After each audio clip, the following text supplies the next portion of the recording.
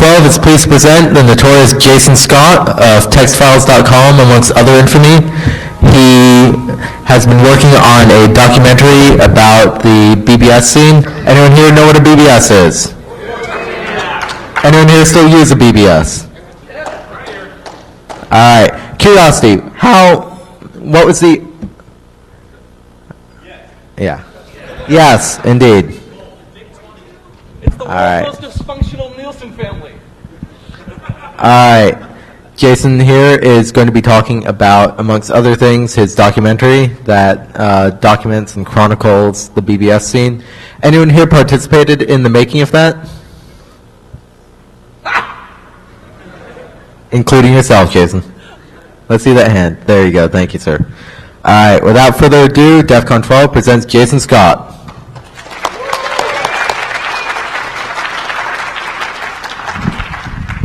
Hi, everybody. I'm Jason Scott. How many people here were involved in it? It's all just a big cast party. Actually, to tell the truth, there are so many people interviewed that, I just keep bumping into people who are in it. And I'm like, hi, how's the kids and everything? My name's Jason Scott. I run a site called textfiles.com. That's how most people know me, because it's this site that has BBS-era text files. That site came into being in 1998 when I thought that I would look up whatever happened to my good old dial-up bulletin board system, Sherwood Forest 2. That was my personal favorite. And then, to my great surprise, there was nothing about it. There was not a shrine. There was no information. There was nothing. And then I said, well, at least I'll find out about, what happened with the New York BBSs. And there was nothing about that. And then, of course, BBSs, and there was very little about that. And I thought, doesn't anybody have the complete collection of Bioc Agent 003's Guide to Telecommunications? And no. And, what about the Barney Badass Bitch files? These were important things. And nobody had it, and that's fine.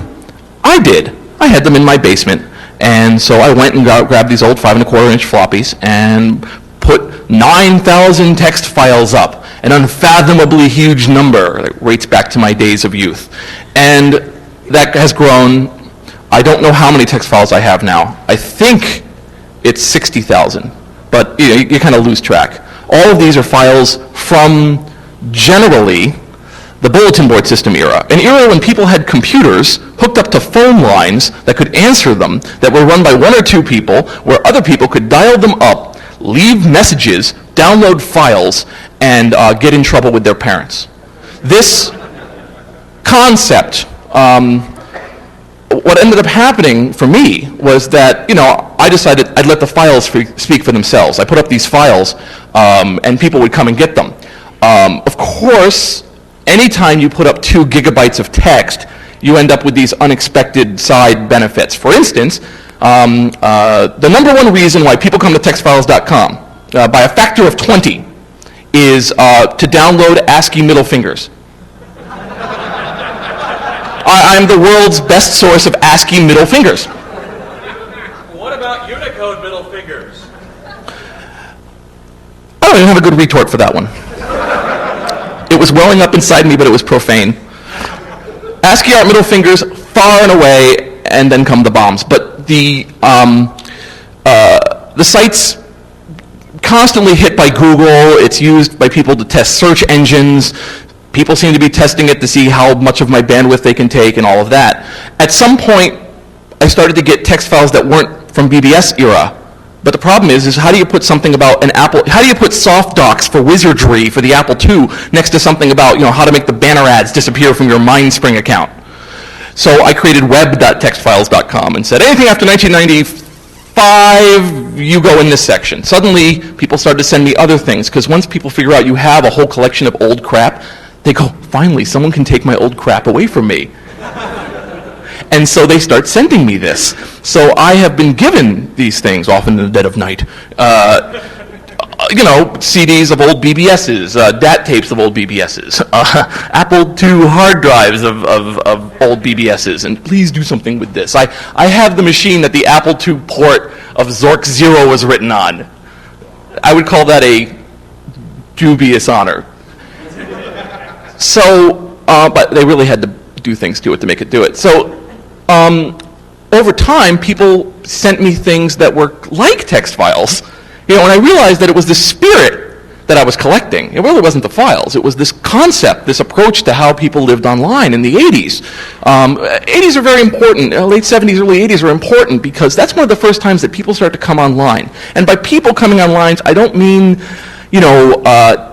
purely technical folks. Right now, technical folks in a room in a basement somewhere, some distance away from here, are doing stuff that would make your colon let go. That's what they do. That's the price. That's the benefit to being in that little room, and they create it. And then 100 years from now or 10 years from now, they're like, oh, we have holographic storage. And someone goes, like I did back in whatever. You hear about people, they're now able to transfer the Bible in X number of seconds on this one internet. They're great, that's wonderful, but people couldn't use it. ARPANET existed, of course. Other network approaches existed in the early 70s, but people, you couldn't just go down to the store and buy connectivity. And it was only in the mid-70s when you start having the early adopters, and then suddenly you can go down to the store. You can go down to Sears and buy yourself your G.I. Joe figure and buy your BBS hardware and software and your modem, and anybody could get on. Some people would say that is the great tragedy or the great wonder, because people, it's just a person online. And that's something that happened throughout the 80s. This group of people, oh, you little weasel. These people, these people didn't have often a computer background and just started living online. And they are the vanguards of what comes later with the internet. Been there, done that, now there's more of it, and so on. And so suddenly there's this massive move to the internet. Well, history, people, when people describe history, they're usually trying to, summarize it in a fashion that makes it easy to understand. So when I was interviewed by USA Today about textfiles.com, the person, Janet Kornblum, who is an idiot, could not answer the simple basic questions about this and was trying to write an article on it. She actually called me back and said, what should the opening paragraph be? Finally, after working with her, like trying to make a sculpture using oven mitts, we were able to come up with something. And she called them single-use websites that were geared towards computer users. As people who have used BBSs, you might find that a slightly disjointed approximation of your youth. At some point, I got this project idea in my head. I have all these BBS numbers. Why don't I make, what would be involved if I just took all these numbers and correlated them and just made, here was every BBS there ever was. Just one big-ass list. How big would that list be anyway? Who would be on it? What neat shit would happen? So I started to code it, and I said, this is kind of fun, and I wasn't going to do much with it. And within a very short time, I suddenly found that I had 45,000 numbers. And then I got slash-dotted. Slashdot has been good to me, it's okay. And I now have 103,000 numbers. And there are little stories. Even in the most, all I have in it usually is name of the BBS, its phone number, what years it was there, who ran it, what software is on it. As an extra bonus, if somebody writes me and gives me comments, I add them in. Just in that little amount, because you'll get, the Wizard's Castle, the Freaker's Keep, and IDG Internet Services. And you get the little story of this guy's life. Well, one of the things that I didn't expect with having 103,000 BBSs up listed was that it was a honeypot for people to reminisce.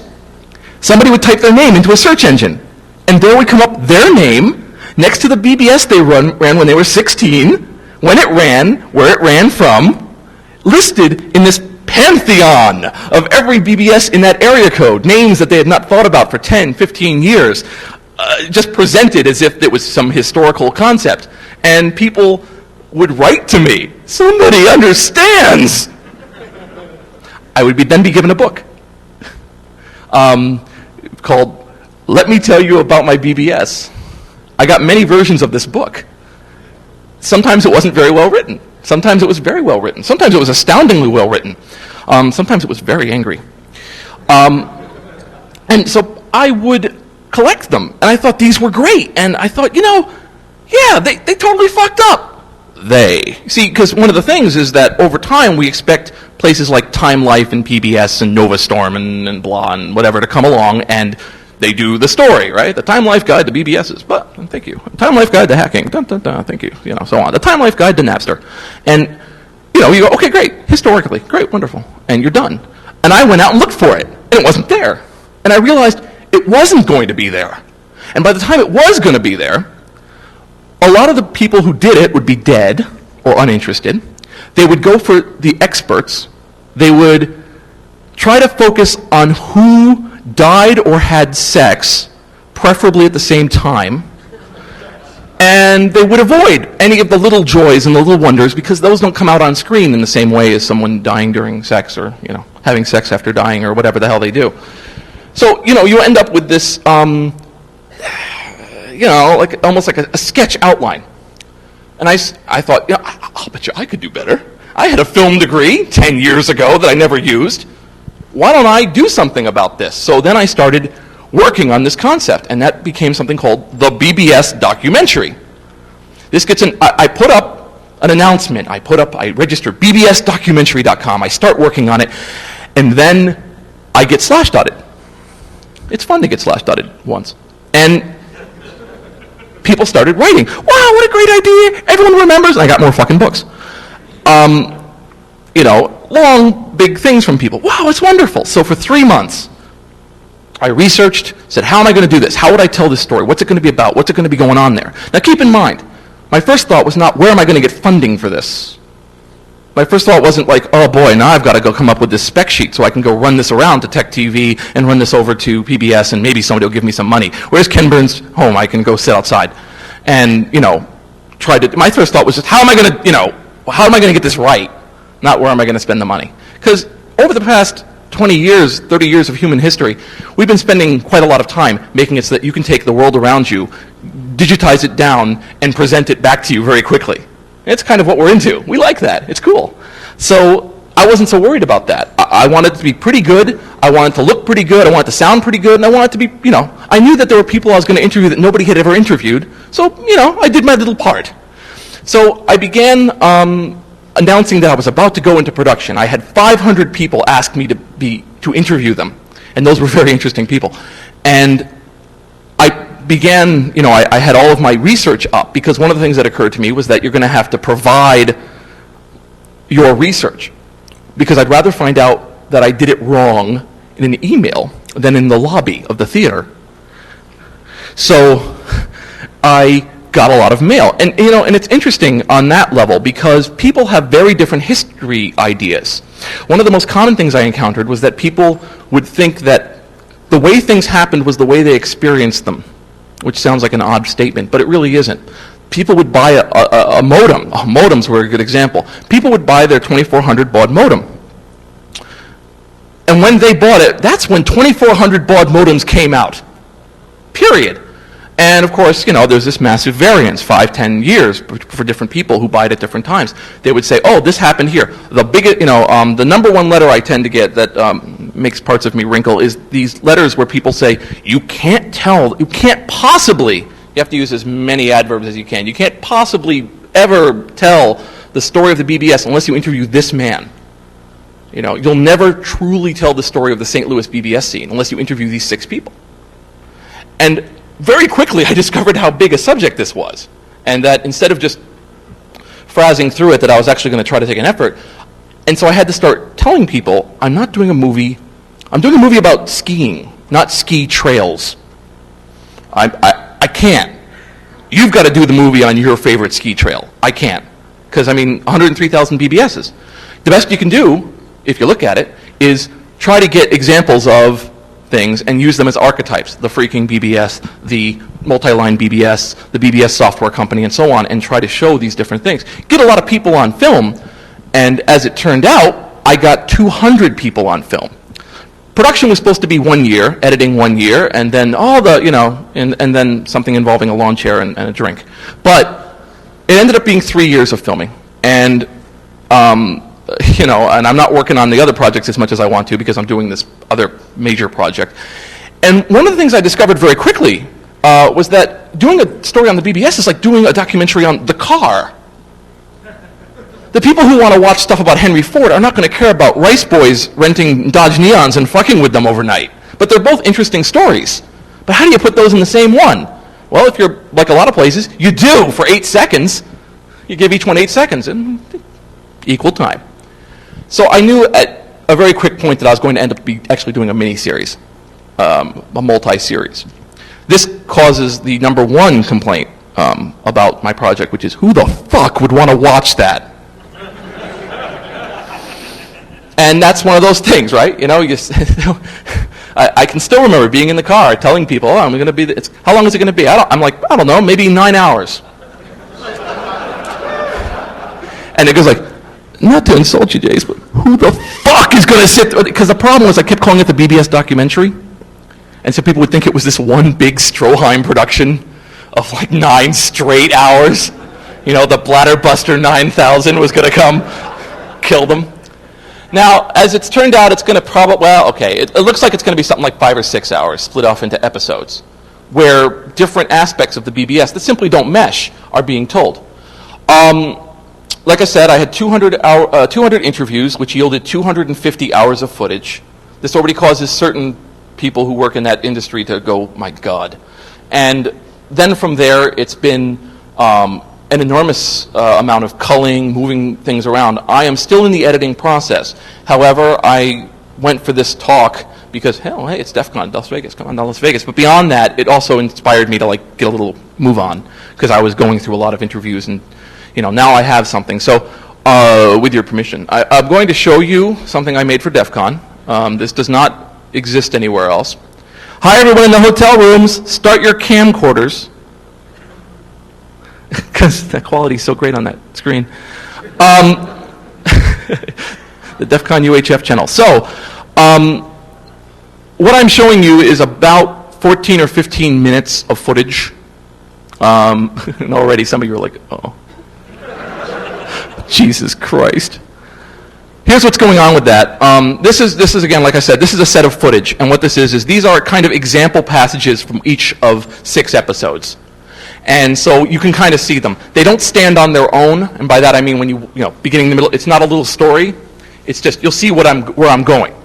And I tell people, and it's important with projects like this, these projects of love, certain people will watch it and be like, how do you get out of here? In a way that's not too embarrassing for me. You know, maybe I could pull the fire alarm. And, you know, that's fine. That's, you know, that's fine. And you know, you have to say, well, who is this for? And people go, oh, is this going to be on PBS? And I'm like, hell no! You know, PBS will do horrible things to it. You know, you look at, I mean, Tech TV's coming to interview me. So I love you, Tech TV, but Tech TV with Nerd Nation, for instance, it's a bunch of remixed documentaries that have been, you know, chewed around, and it's not the way that they intended it. So I always intended this to be a DVD set. So this will probably be a 3 DVD set with a lot of extra footage and everything else. And I'll talk about what I'm going to do with the footage afterwards. But, you know, about, you know, 3 DVDs of these different episodes based around different focused parts of BBSs. I started to put names under everyone, but I realized that was probably just being way too crazy right now with this thing because the faces go by so quickly. People who I interviewed who may or may not have been meaning to you, like I said, of the 200 people, and this is very important, normally when you do a documentary, you go interview the 4 experts, the freak job that best exemplifies the weirdest aspect of what you're doing, and you get some sort of narrator. And I didn't want to do that because BBSs weren't about figures. They were about people. You want to interview people who use them. So I went, and I'd say about a half to 3/4 of my interviews are just people. They started a BBS in '86, they ran it till '91, and it went down. And that was their fun. And they speak much more honestly about this than somebody whose professional job is to say, you know, telecommunications are the forefront of the surfing of the blah, AMD tech thing, peer-to-peer. So I wanted people with names, quote unquote, because it's just great to meet them. You know, I got to meet Tom Jennings, who wrote FidoNet.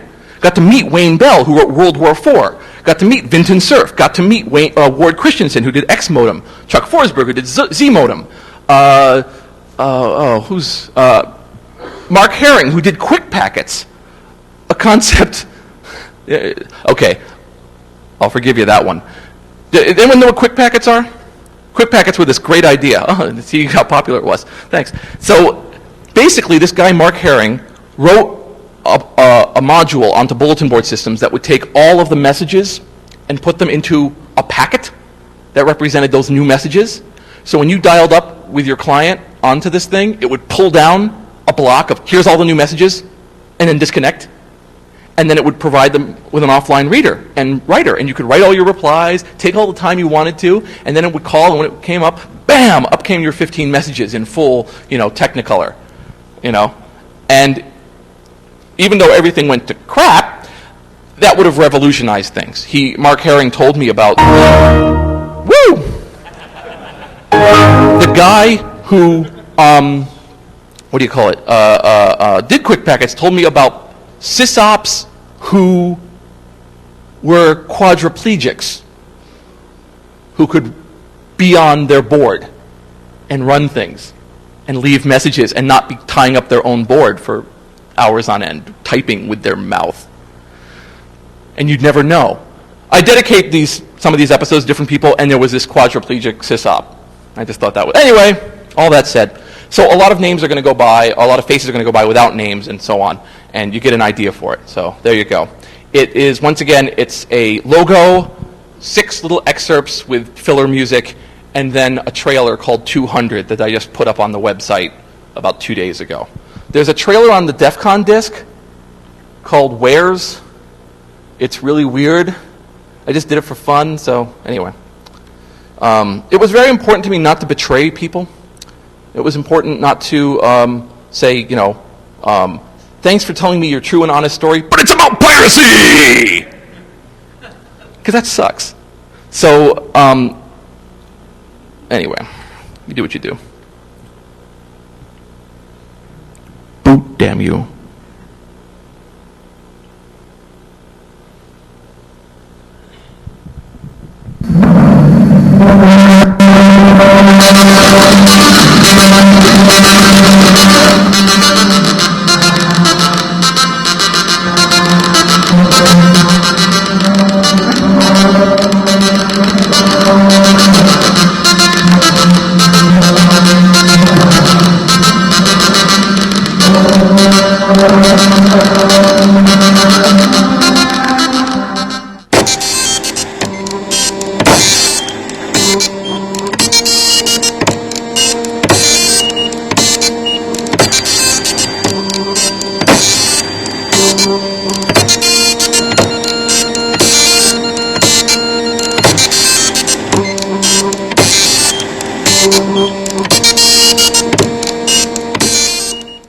We didn't just suddenly wake up one morning and we had the Xbox. We didn't wake up one morning and the internet was there. How did we get there? That's what you want to know about history for.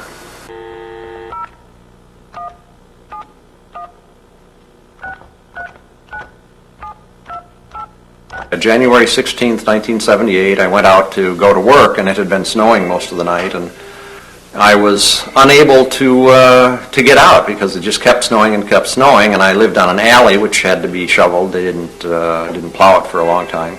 So I think I shoveled for like 2 hours and probably came in at like 9:30, 10 o'clock and realized I was not going to work that day. So I called Randy.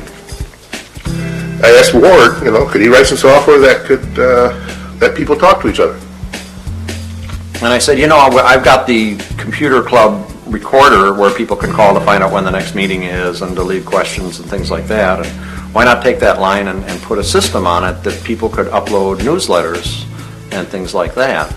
The whole BBS thing was for our computer club to be able to produce newsletters. That was the whole idea of it. It worked. From wherever it went from then, fine. I found Ward's system originally, CBBS Chicago, mentioned in an article, if I recall, it was in InfoWorld. And I went, that's cool. And I called it. And played around on it and went, that's really cool. within 2 years, there was easily 200 to 300 phone numbers that you could call into the RCPMs, the RBBSs, the CPM net guys. And, we celebrated 100 calls. It took us almost 3 months to get 100 calls on the bulletin board because nobody had modems. So the only people that were calling bulletin boards were the guys that were running bulletin boards. We said we had our own computer. Wow. Everybody's jaw dropped. All of the software we could get our hands on, we transferred it over the phone lines, and we looked at it, and we learned from it. Yeah, well, this actually was a custom cabinet a friend built for me. I had all these boxes of floppy disks. Each of these boxes holds 70 disks. Somewhere around here or so, they changed from 360Ks to 1.2 megs. Basically, these disks here, which numbers from 1 to 1800, are all shareware.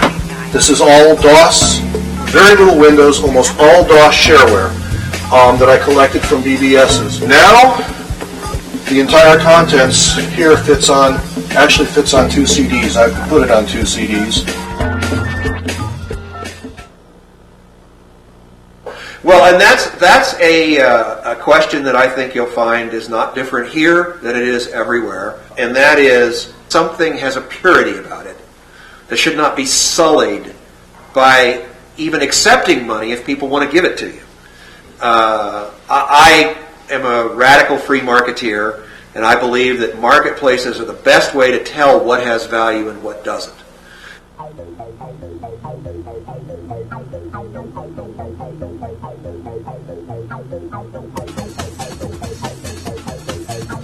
Because I think it's a test as an engineer. It's just like putting a meter on something, in my view. Because if you can tell yourself what counts and pretty much make anything sound like it counts. But when other people tell you it counts, they can tell you a couple of ways. They can tell you with words, which are cheap, or they can write checks which say it really does count.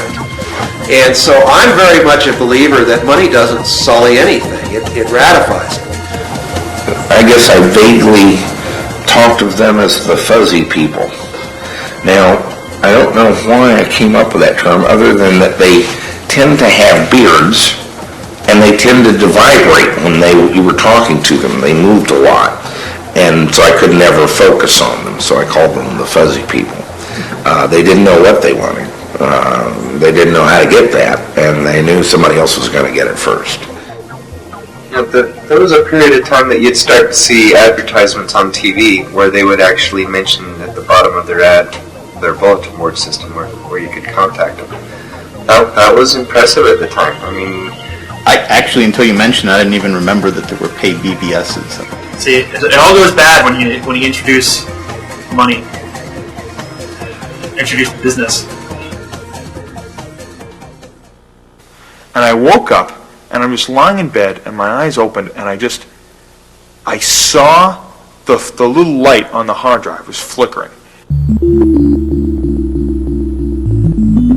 And it occurred to me, it dawned on me, somebody's using this now. This computer's not being wasted. I'm asleep, but someone's using it. And I think I just liked running something and seeing people using it and maintaining it and, watching. You were the king or the queen or whatever of your own little kingdom.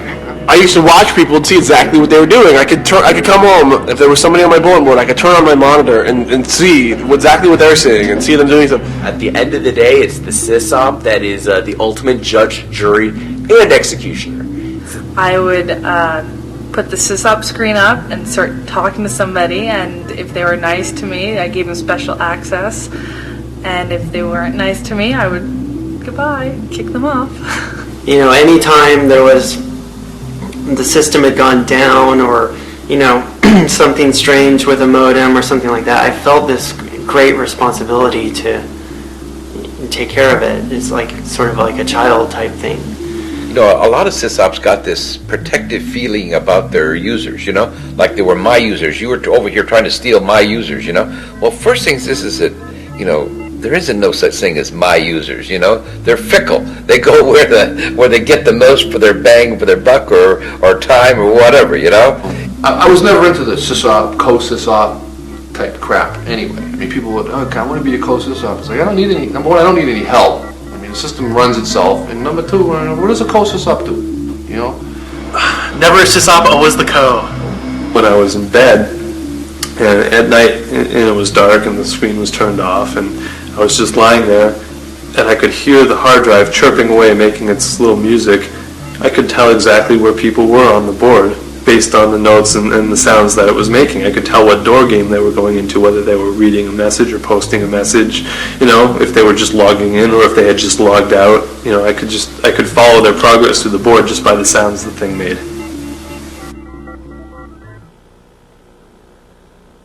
Imagine you're limited to creating a picture with 16 colors and only the letters on your keyboard.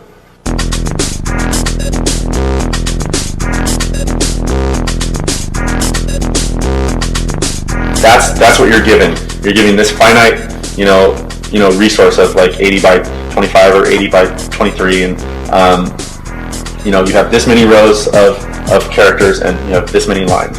This art concept, this thing that they call ANSI, how do people actually make these? They look impossible to build.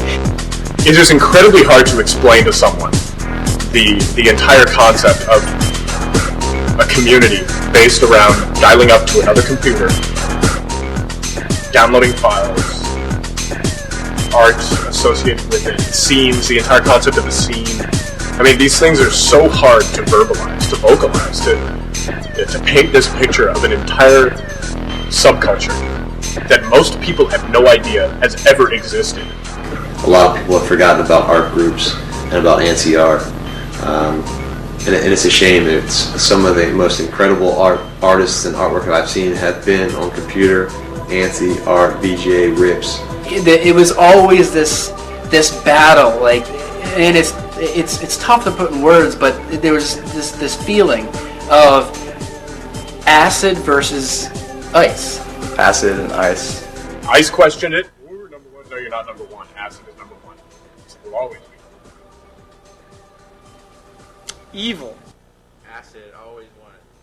Ice was always number two, no matter what they ever did. Yeah, my thought is, one of the clips that you played for me about acid always being a step ahead of ice, I believe this to be totally untrue.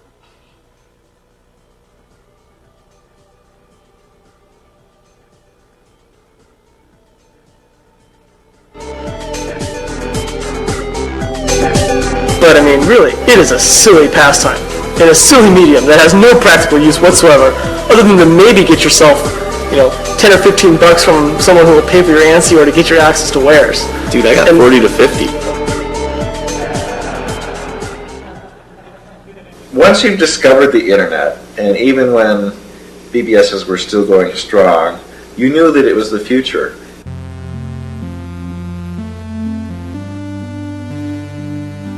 First you dropped one phone line, then you dropped the other. It just was becoming a hassle, with 3 kids. Ran it until 1994 when we had the big Northridge earthquake, and I think it was a 6.6 earthquake.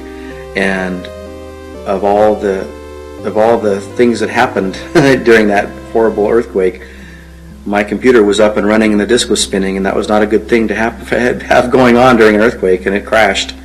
It came down to I was going to have to spend a fair amount of money at that time to replace the hard drive, and there were just few enough calls that I just said, no, that's it. Sorry guys, I'm shutting it off. And that was like a sad day in my book. I think the last time I went on a BBS, it was actually a rant going, you guys have to get on the internet. It's weird. There doesn't seem to be a direct analog to the original BBS scene online today. There are certainly localized web boards, and there's an immense number of web boards, and actually they are, in spite of the fact that they all suck. Usenet isn't really like BBS's. Mailing lists aren't really like BBS's. None of those things kind of have the same feel. There was something about dialing up, and getting the busy signal and waiting to get on. man, I want to be, oh, come on, when do we get off? I want to get online. And I think that the percentage of idiots is the same now as it was back then. But if you have 20,000 people instead of 50 people on a board, you're just going to have that many more idiots. You have to go. I just spoke in front of this class at Cal Arts. It's communications arts or something. I had to explain what a bulletin board message base was. It's like, well,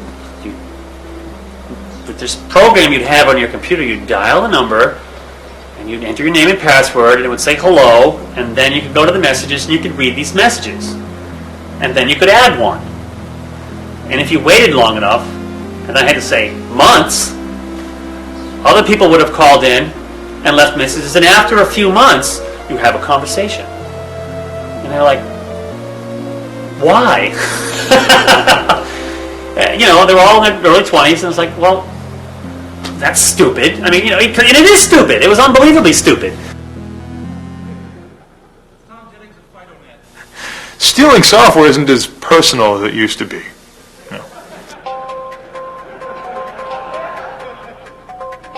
Getting the game as fast as we possibly could, if that meant overnighting the game from, Datasoft or Broderbund or whatever, we would do that, and then when we'd get it, we'd have it cracked by morning. That was our goal.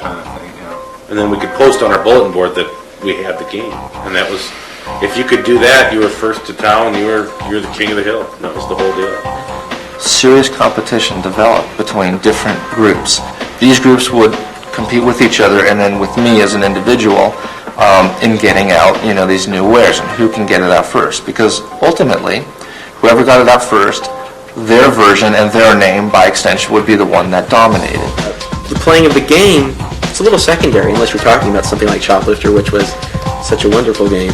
You didn't care about the game so much anymore. It was more about being first. Competition.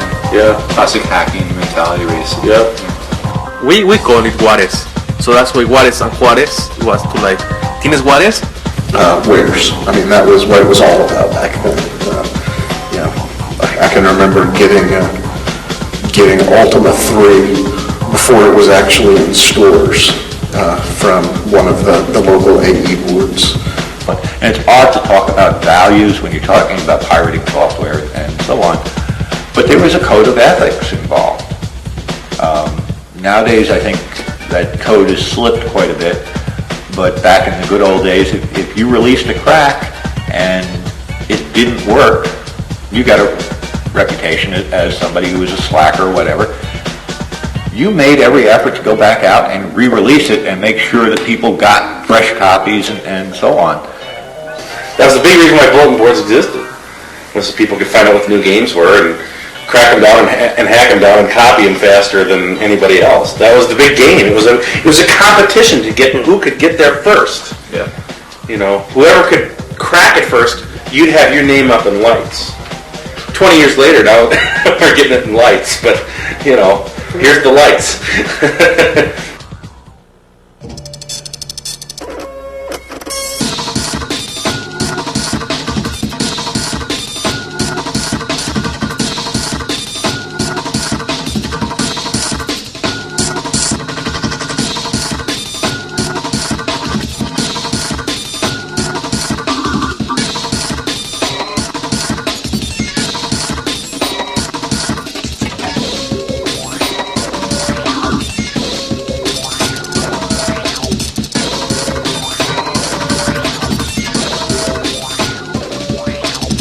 AT&T would not require voice validation for...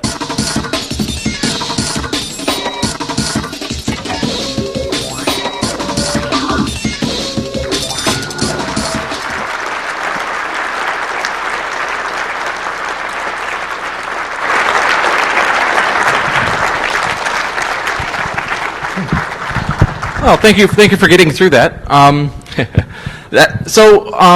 Basically what you're seeing there, like I said, are 6 episodes. I tried to split them up along general senses. There's actually a 7th one, but I didn't want to kill you. No, FidoNet, because I've got all these people from FidoNet. It just worked out that way. I got to be in the living room where FidoNet was created. Hooray! Anyway, so in each of these cases, as you can see, I tried to go for the early days of BBSs when BBSs go out. That's pretty simple. Out, quote unquote, sorry. When you see the HPVAC, that's the one that they would normally that would only be the one they're putting up, right? That's the one they want. But I wanted that particular episode. I don't know if it's quite obvious from that footage, but you'll notice that it really wasn't about coming out to kill people in their homes, which is like the underlying aspect of most hacker documentaries that are done professionally, is these people are going to come and kill you, come meet your enemy. And this particular one is like, boy, we sure had a whole fun time, and we had our little code and what we wanted to do, and it was really important to us to win against the other guy. Now, those are members of the Midwest Pirates Guild. That's the Freeze. Let's see, there was a number of other figures who I keep forgetting. The really spastic guy with the 2 pinball machines is named Jeff Keegan and was one of my best interviews. He basically channeled the 80s in front of me. It was amazing. He was like, I'm feeling it. I can't get online. So that was really kind of wonderful. BBSs are not dead. That's kind of the important thing to point out. I interviewed a group of Texas area sysops who still meet once every month, who still run all BBSs and still do their thing. BBSs are big in other countries. BBSs are huge in Russia and so on. So it's not like that, but on the other hand, it's not like it was now here because of the internet. So in splitting it apart, I think I'm going to tell a better story. And I'm hoping at the end of it that I've done these people right. With this talk, I've actually cut through, I don't know if I really have time for questions, so let me say one of the plans that I always intended to do. Let me cover 2 things. First of all, people are like, well, you're producing DVDs. Are you concerned about pirates? And as I was explaining to the duplication place, I said, of course you understand that Deviance is going to have a release of this while it's in the plane coming to my house. Yeah. So you can spend your life, there's a certain spectrum of people who use media, correct? I mean, you have people who would never think of, if a media thing was for sale, never would think of taking it or, not taking it, copying it. And then you have people for whom, if they do not get it free, it is a personal insult. And what you'll notice is that companies and people who create content don't know where to draw the line. If they, there are these guys over here, I don't care what you stick in the package or what you do, they're going to take it. And if you treat everyone like they're those people, everyone's miserable. Why are you doing that? So my goal is to come up with reasons why people would want to buy it, and I may have it that people can send me messages that will be included on the DVDs, things like that. Take a creative aspect to it. Do the best you can, but realize, of course people are going to copy it. And oh no, more people are going to learn about BBSs. They sure screwed me. So, that's going to be fine. The other thing is, what about all the extra footage? Because one of the things that really pisses me off whenever I see a documentary is they'll have an interesting guy, and I'm like, no, I just want to hear that guy talk for an hour. So, I've already made arrangements with archive.org that basically full interviews are just going to go on there a year or something after release, where it's like, wow, Ward Christensen, what did he have to say for 5 hours? Which was how long our interview lasted. Well, you're going to get it. I am Ward Christensen's only video interview. The man who made X Modem only appears on footage I shot. I thought that's wrong. Same with the guy who created Z Modem. A lot of other people. I wanted these stories so that in another 20 years, when they go, wow, BBSs actually did turn out to be important, they can go back and they can just pull up this footage and go, oh, there it is. Oh, wonderful. You want to trade for it. I guess what I'm saying is I'm trying to do this right. And doing it right has been a lot of energy. Doing it wrong doesn't take much energy. I could have shot it in a month. But I wanted to do it right. Can you write me a good wrap-up sentence? I'm kidding. Basically what I'm saying is the amount of effort it took on my part to go from there to here was merely wanting to do it and sticking to it and doing it. And there are a lot of people out there who I hear talk about projects, and I have to do it, but I just got to get this, or I need my server to be right, or I haven't gotten the HTML I haven't gotten the cascading style sheet to look as good as I'd like it to, so I can't start my programming project. And I'm just like, just start it. Just start it. It'll all work out in the end. There's been a lot of people who have helped me along the way. There have been a lot of people who gave me things. It probably isn't much of a secret, and I certainly won't make it a secret, that there was one person who I interviewed who said, wow, this seems really important. Here's $10,000. Because he saw what I was doing and what I was going about, and he gets a free copy. You gotta do comps, right? You gotta do comps. Take two. But it became by being honest to people. I always told people what I was doing, what I'm doing this about, and I always made sure that when I showed somebody that it was honest, that you weren't, seeing Trekkies. Yes, sir. Where can we get it when it's available? Where can we get it when it's available, he says. If you go to bbsdocumentary.com, there is a notification list you can sign up for.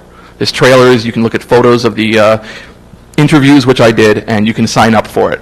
And it's not a committance thing, of course. Just go up there and say how many you want, and then my people will come for you. Anyway, so I hope that my bulletin board system documentary is the worst one ever made, and that the really good ones will be the ones that go, he did it wrong, we can do better, and they'll start making them. That's really important to me. And, because this is my bag, bulletin board systems. And I'm saying, make your own worst documentary too, if nobody else is. The rewards are quite amazing. Okay, yes? Where does it stand as far as producer and distributor? I'm going to distribute it myself. I trust nobody. Well, in the old days, there were like 3 networks, and they all hated you, and they wanted your stuff for free. Sometimes they would pay you to make stuff that they would then take from you for free. I don't have a lot of, I went to film school, right? And then I started to learn about how they make films and what's involved in films, and I was like, woo, computers. And, I'm not going to fill up this time with a huge rant, but, the days, for the moment, the days of where you had to get a person to do it are kind of over. I shot it on video.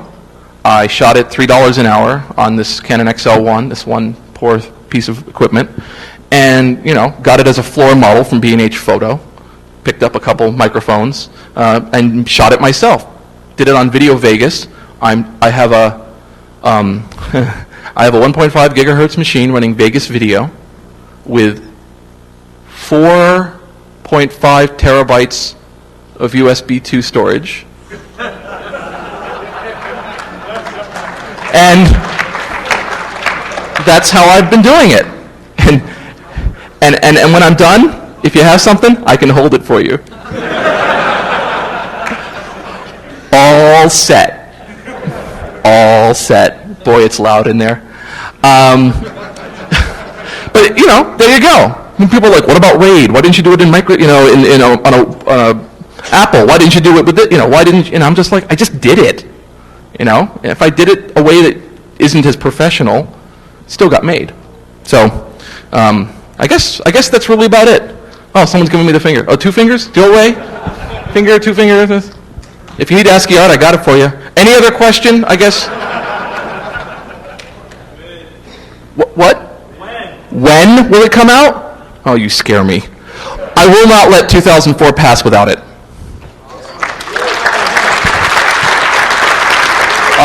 So, there you go. Yes, sir. One more. So is everyone on BBS land white? So, just a couple people other than that. Is it just this culture? In America? Yeah. Yeah, primarily white.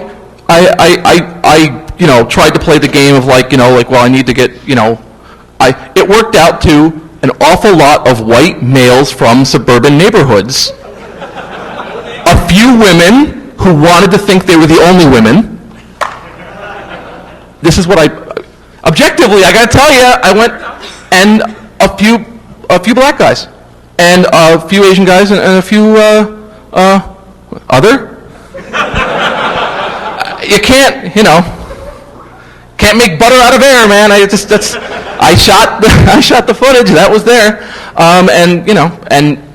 but one thing that did come out of it all was that at the end of the day, for everyone I interviewed, it wasn't about the code, it wasn't about the hardware, it was about the people that they met when they were there. It was the people, the friendships they made, the loves they had and they lost, and that's the glue that stuck around years later. No. However, BBS babies came behind the camera on 2 occasions and were like, "What are you interviewing about?" And they said, "Oh, BBSs, what's that?" So, that was kind of, what do you call it? So, anyway, I interviewed one kid who'd never been on a BBS that wasn't as productive as I hoped. Okay, Amanda's coming to kill me. All right. Thank you very much, and thank you for your patience. I forgot one other thing. I am now going over to the Electronic Frontier Foundation dunk tank. So if after enjoying my film you wish to make me wet, just come on over to the Electronic Frontier Foundation dunk tank. Not so fast, folks. I need everyone out that door.